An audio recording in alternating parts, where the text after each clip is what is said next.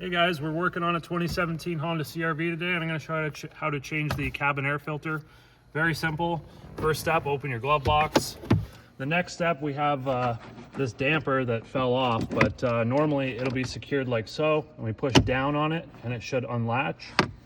Then we need to push in on the sides of the glove box here to release these stopper tabs, and then we can just let that sort of hang out there. We have a door right here. This is our access door to get to the cabin air filter.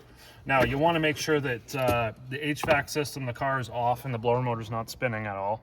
And then there will be a cabin filter that's in here. I've removed it already and cleaned everything out, but you'll notice that the filter will be in there. You can just grab a hold of the side of it. It slides directly straight out.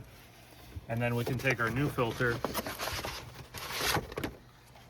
and this goes in like this. We can see there's an arrow for airflow, which way the airflow goes.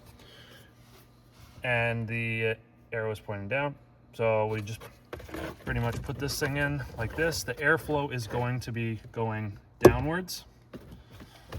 And we just make sure that that's sitting in there where that is. And we just pop this thing back on here. Make sure both sides are engaged.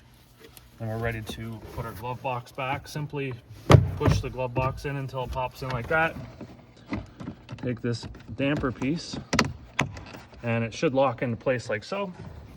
And then we close the glove box. That's all there is to it. So hopefully the video helped. Give it a thumbs up if it did. Don't forget to subscribe, and we'll see you in the next one.